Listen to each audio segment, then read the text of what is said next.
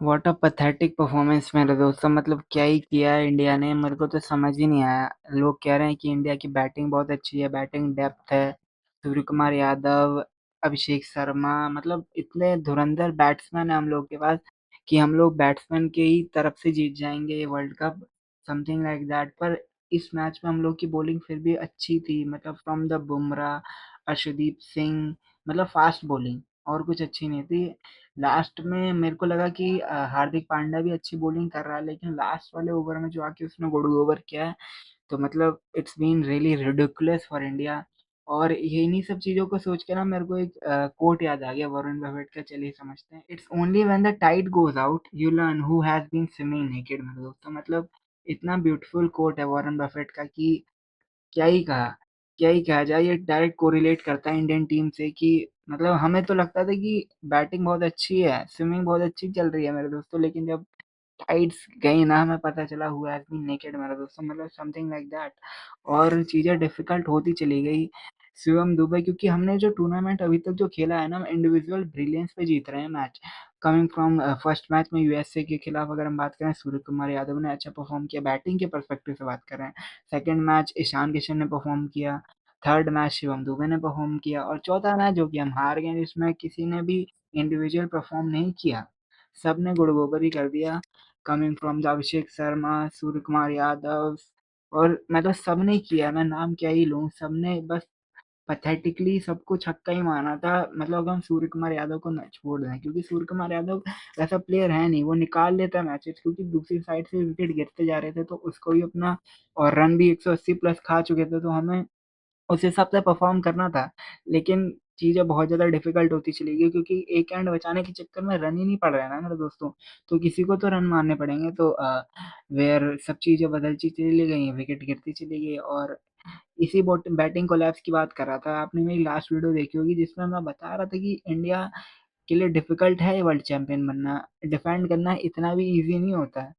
तो वही बात है, सबको अच्छा परफॉर्म करना पड़ेगा, एक परफेक्ट यूनिट की तरह खेलना पड़ेगा।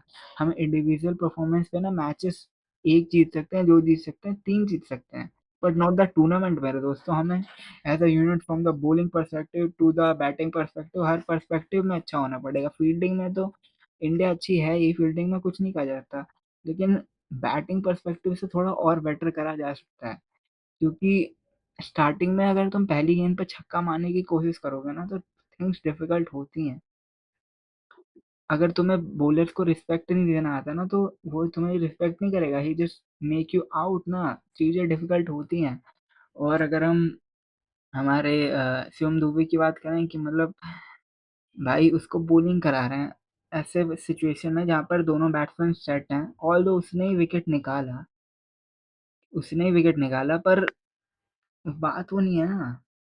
उसने रन भी तो इतने ज्यादा दे दिए ना उन लोगों को, जो पोटेंशियल गेन दिया ना उन्होंने, मतलब जो कॉन्फिडेंस मिला उनको उन चौके छक्कों से ना, तो वो जाके लास्ट में क्रिस्टियन स्टब्स ने लास्ट वाले ओवर में दिखा दिया कि उन्हें समझ में आ गया था। जो मतलब प्री मैच कॉन्फ्रेंस में ना चीजें बहुत डिफिकल्टली, बहुत रूडली बोल दी थी उसने, जो उनका कोच है ना, कि हमें पता है कि कैसे हराना है, मतलब चीजें रूडली, वो जो टेस्ट मैच में बोला था ना, वैसा सा मुझे फील आ गया था।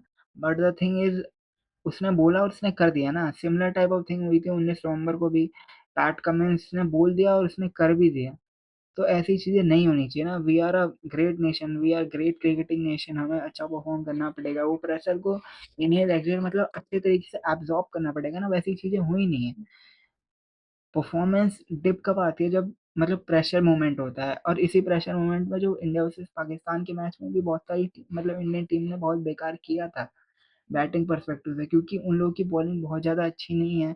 ऑल दो कोलंबो की इस पिच पे थोड़ा स्पिन ज़्यादा था, ठीक है, तो इंडियन पिचेस पे भी तो स्पिन होता है। इंडिया इंडिया क्यों अच्छा बैटर नहीं जाता है?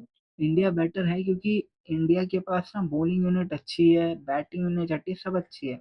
पर अगर हम इंडियन पिचेस की बात करें ना, क्योंकि इंडिया के बैट्समैन जो होते हैं ना वो स्पिन अच्छा खेलते हैं, इसलिए हमारे यहाँ बॉलिंग बॉलिंग टाइप की जो स्पिन विकेट्स होती है वो बनाई जाती है।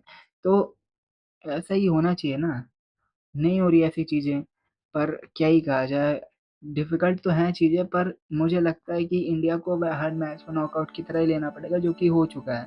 अब जिम्बाब्वे के साथ एक अच्छा मैच हो सकता है, क्योंकि जिम्बाब्वे ने ऑस्ट्रेलिया को हराया, श्रीलंका को हराया, अच्छी टीमों को हरा के आ रहे हैं। वेस्ट इंडीज़ भी अच्छा खेलती आ रही है, परफॉर्म करते आ रही है, उन्होंने भी अच्छा खेला है। तो चीज़ें डिफ़िकल्ट है इंडिया के लिए moving forward from now onwards, क्योंकि अगर हम लास्ट वाला मैचेस हारते ना, तो मतलब चीज़ें हमें कैलकुलेशन पता होती कि कैसी क्या चीज़ें हैं, लेकिन हम लोगों ने पहला मैच भी 76 रन के मार्जिन से हारे, दैट्स अ गुड मार्जिन, मतलब बहुत अच्छा मार्जिन है। किसी और को नेट रन रेट के पर्सपेक्टिव में वो आगे क्वालिफाई कर सकता है सेमीफाइनल के लिए। तो चीज़ें डिफ़िकल्ट हैं और चीज़ें ऐसी होती रहेंगी, पर मुझे विश्वास है कि इंडिया विल मेक इट, कहीं ना कहीं तो मेक करेगा मेरे दोस्तों। 140 करोड़ का नेशन है, चीज़ें डिफिकल्ट हैं पर करेगी India, that's what we are. So hope you like this video, like comment share and subscribe and bye मेरे दोस्तों।